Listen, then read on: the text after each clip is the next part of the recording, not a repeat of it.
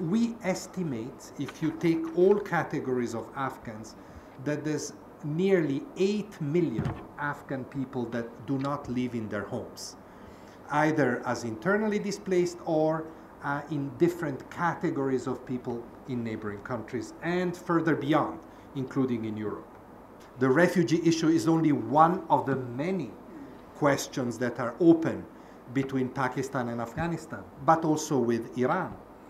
But I sense that there is more talk. You know, the APAPS, this peace and security framework that has been established between the two countries, includes a refugee window, includes a refugee working group. I think this is very positive. I wish this to be very clear. There should be no doubt whatsoever.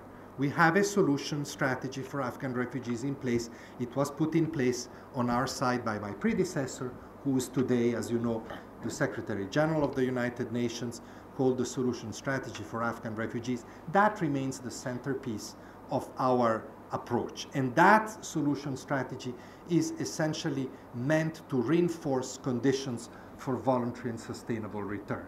It hasn't been a very lucky strategy because all these years this has been difficult, but I think that its fundamentals are still extremely important.